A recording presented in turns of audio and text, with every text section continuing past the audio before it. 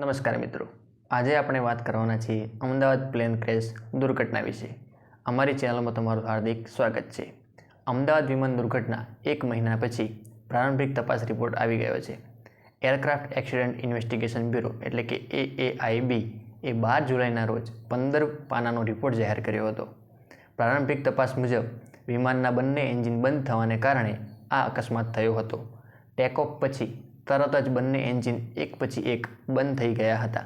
આ સમય દરમિયાન કોકપિટ રેકોર્ડિંગ દર્શાવે છે કે એક પાયલટે બીજા પાયલટને પૂછ્યું, શું તમે એન્જિન બંધ કરી દીધું છે? બીજાએ જવાબ આપ્યો, ના. 12 જૂનના રોજ અમદાવાદથી લંડન જતી ફ્લાઇટ A117 એ ટેકઓફ થયાના થોડા સમય પછી મેડિકલ હોસ્ટેલની ઇમારત સાથે અથડાઈ હતી. 270 લોકો માર્યા ગયા હતા અને જેમાં 241 મુસાફરો અને ક્રૂ સભ્યોનો સમાવેશ થયો હતો. આ અકસ્માતમાં ફક્ત એક જ મુસાફરનો જીવ બચ્યો હતો. તપાસમાં શું બહાર આવ્યું? ચલો જાણીએ સવાલ જવાબના ફોર્મેટમાં. હવામાં શું થયું હતું? રિપોર્ટમાં જણાવવામાં આવ્યું છે કે ઉડાન ભર્યાના થોડા જ સેકન્ડમાં બંને એન્જિન હવામાં જ બંધ થઈ ગયા હતા. ઇંધણ કટઓફ, સ્વિચ ઓફ એક પછી એક માત્ર એક જ સેકન્ડમાં રનથી કટઓફમાં બદલાઈ ગયા હતા. રિપોર્ટ પરથી જાણવા મળ્યું છે કે એન્જિનોને ઇંધણનો પુરવઠો મળતો બંધ થઈ ગયો હતો.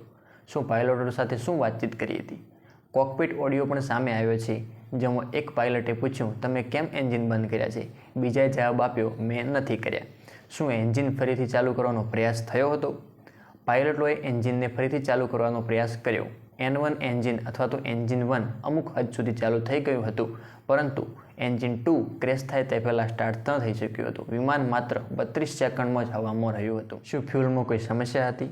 ફ્યુઅલ ટેસ્ટિંગમાં જાણવા મળ્યું છે કે ઇંધણમાં કોઈ પણ પ્રકારની કોઈ સમસ્યા નહોતી. થ્રસ્ટ લીવર સંપૂર્ણપણે તૂટી ચૂક્યા હતા, પરંતુ બ્લેક બોક્સ પરથી જાણવા મળ્યું છે કે ટેકઓફ થ્રસ્ટ તે સમયે ચાલુ હતા, જે ડિસ્ટ્રેક્શન થવાનો સંકેત આપે છે. શું પાયલટ મેડિકલ ફિટ હતા? બંને પાયલટ મેડિકલ ફિટ હતા. તેમને કોઈ પ્રકારની કોઈ સમસ્યા નહોતી. પાયલટ પાસે 8200 કલાક અને કો પાયલટ પાસે 1100 કલાકનો ઉડાનનો અનુભવ હતો.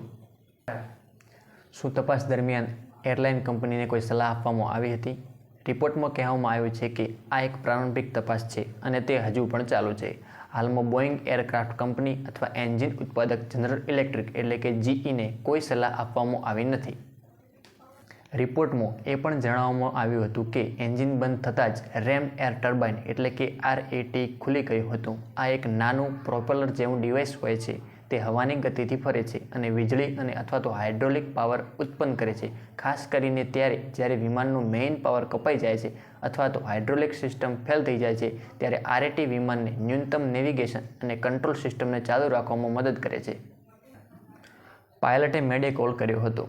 ફ્લાઇટ રડાર 24 મુજબ વિમાનનું છેલ્લું સિગ્નલ 190 મીટર એટલે કે 625 ફૂટની ઊંચાઈ પર મળ્યો હતો, જે ઉડાન ભર્યા પછી તરત જ આવ્યો હતો.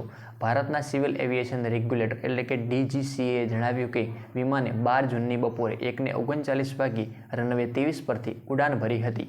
ઉડાન ભર્યા પછી વિમાનના પાયલોટે એર ટ્રાફિક કંટ્રોલને મેડે કોલ એટલે કે ઇમરજન્સી કોલ મોકલ્યો હતો, પરંતુ તે પછી કોઈ જવાબ મળ્યો નહોતો.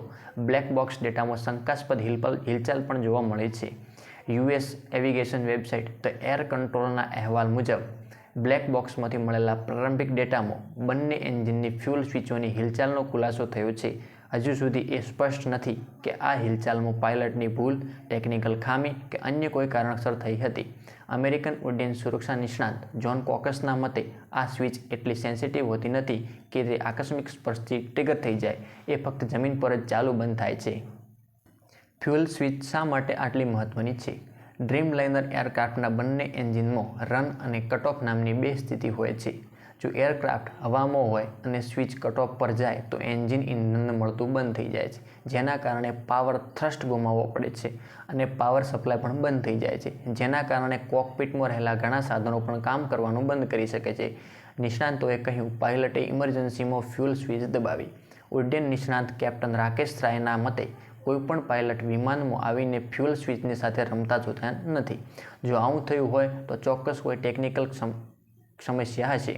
કેપ્ટન રાયે બોઇંગની માનવ પ્રક્રિયા એટલે કે SOPનો ઉલ્લેખ કર્યો છે, જે જણાવે છે કે ફ્યુઅલ એન્જિન નિષ્ફળતાના કિસ્સામાં પાયલટે તાત્કાલિક પ્રતિક્રિયા આપવી પડે છે અને બંને સ્વિચો ચાલુ અને બંધ કરીને EECને ફરીથી સેટ કરવી પડે છે.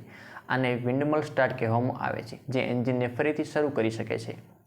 રાજ્યમંત્રીએ કહ્યું હતું, આ પહેલીવાર છે જ્યારે બંને એન્જિન ફેલ થયા. આ પહેલાં 28 જૂનના રોજ નાગરિક ઉડ્ડયન રાજ્યમંત્રી મુરલીધર મોહોલે કહ્યું હતું કે વિમાન દુર્ઘટનાની તપાસ તમામ દૃષ્ટિકોણથી કરવામાં આવી રહી છે, જેમાં તોડફોડની શક્યતાનો પણ સમાવેશ થાય છે. વિગતવાર તપાસ અહેવાલ 3 મહિનામાં આવી શકે છે.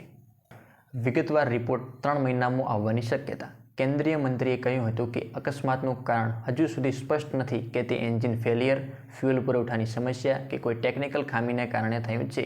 બ્લેક બોક્સ ભારતમાં જ છે અને વિદેશ મોકલવામાં આવશે નહીં. એમાં હાજર CVR અને FDRની તપાસ કરવામાં આવી રહી છે. વિગતવાર રિપોર્ટ 3 મહિનામાં આવવાની અપેક્ષા છે. તેમણે કહ્યું હતું કે DGCAના આદેશ પર એર ઇન્ડિયાના તમામ 33 ડ્રીમલાઇનર વિમાનોનું નિરીક્ષણ કરવામાં આવી રહ્યું છે અને બધા જ સુરક્ષિત હોવાનું જાણવા મળ્યું છે.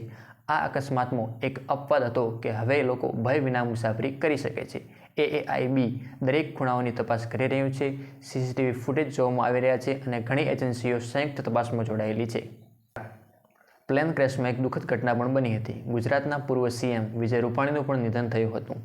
એર ઇન્ડિયાની ફ્લાઇટ નંબર A1171 અમદાવાદથી લંડન જઈ રહી હતી. તેમાં કુલ 230 મુસાફરો હતા, જેમાં 169 ભારતીય, 53 બ્રિટિશ અને 7 પોર્ટુગીઝ અને એક કેનેડિયન નાગરિકનો સમાવેશ થાય છે. આમાં 103 પુરુષ, 114 મહિલા, 11 બાળક અને 2 નવજાત શિશુનો સમાવેશ થાય છે. બાકીના 12 ક્રૂ મેમ્બર હતા. આ અકસ્માતમાં ગુજરાતના ભૂતપૂર્વ મુખ્યમંત્રી વિજય રૂપાણીનું પણ મૃત્યુ થયું હતું. આવી જ માહિતી મેળવવા માટે અમારી સાથે જોડાયેલા રહો. ધન્યવાદ.